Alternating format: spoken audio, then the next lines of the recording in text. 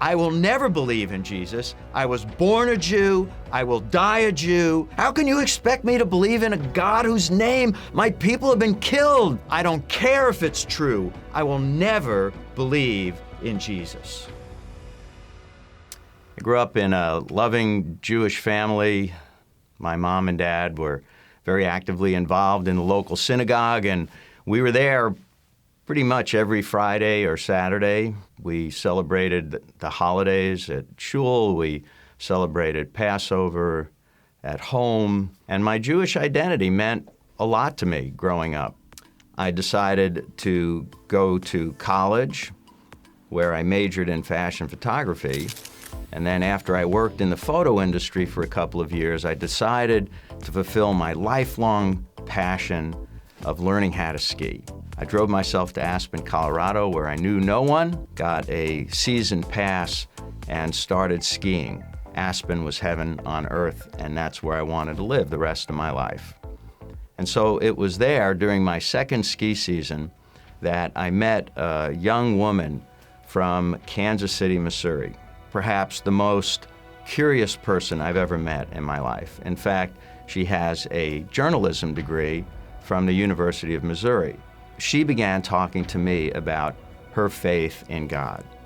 And she told me that she was a Christian. And I said, "Oh, that's nice, I'm Jewish." She kept asking me questions. "Do you believe in God?" "Yeah, I believe in God." And she said, "Well, what's he like? Is he righteous? And is he holy?" "What? What do you mean, what's he like?" And I said, he's other, and we're here, we're down here. He's infinite, we're finite. She kept asking me questions and about God and about what I believed about God and why I believed it. And the more questions that she asked me, the more upset I would become with her. I would get angry with her. "How can you expect me to believe in a God whose name my people have been killed for 2,000 years? She appeared to me as being narrow-mindedly dogmatic. But it was over time, as she asked me questions about what I believed and why I believed it, it began to occur to me that maybe I was the one who was narrow-minded and dogmatic. I knew Jews don't believe in Jesus. I knew you can't be Jewish and believe in Jesus. But the more she pressed me to explain why those things were true, the more I realized I didn't know, other than because. After she left, I decided, well, I'm going to start reading the Bible for myself to see what it says. And so, of course, I wouldn't go anywhere near the New Testament because I knew for a fact that the New Testament was Goyisha Bubamaisis. It was Gentile grandmother stories. And everybody knew it was anti-Semitic, and so I would have nothing to do with that. What I discovered was that the God of this woman was my God, was the God of Abraham, Isaac, and Jacob. That really touched me.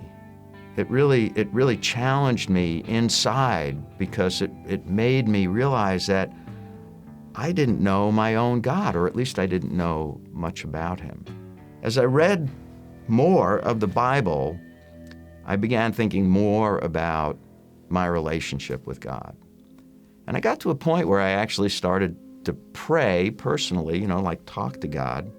God, if Jesus is the Messiah and you want me to put my faith in him, then I'm willing to do that, but only if it's true, because if it's not true, the last thing I want to do now is to worship a man and be an idol worshiper. I began to really think about what it meant for me to become a believer in Jesus.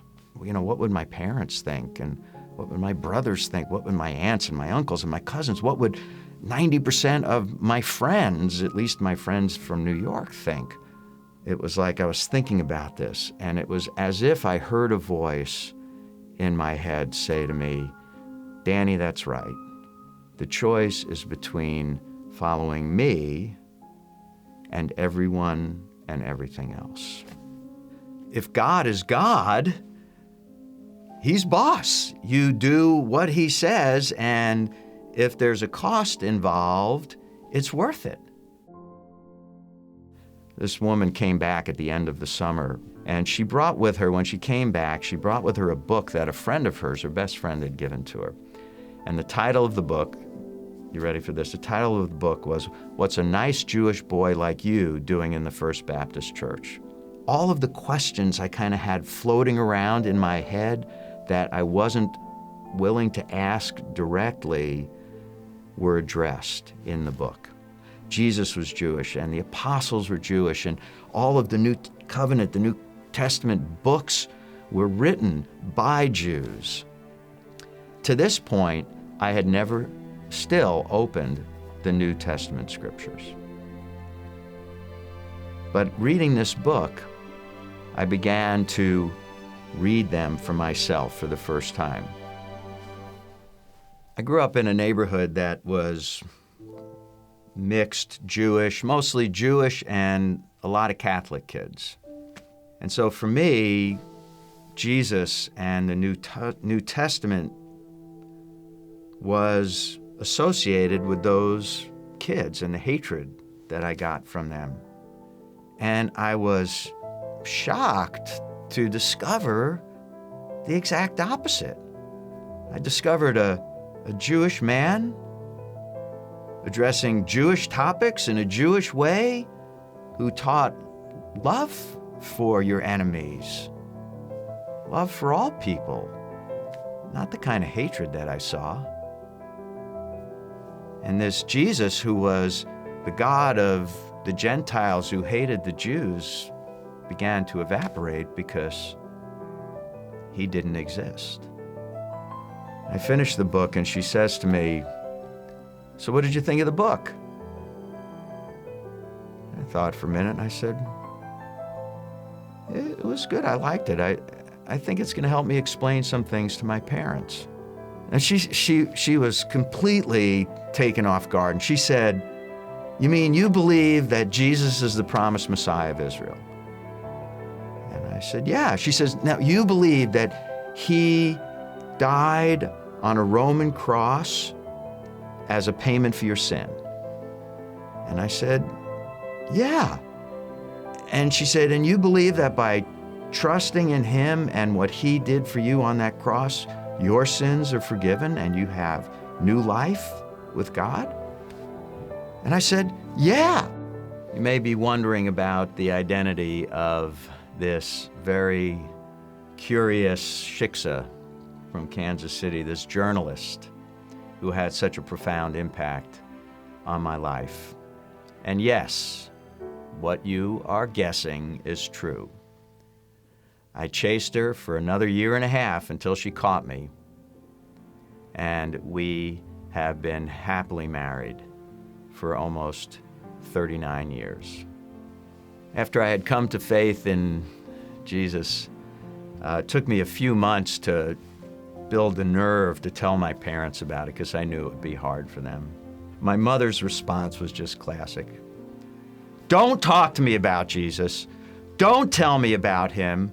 I will never believe in Jesus. I was born a Jew. I will die a Jew.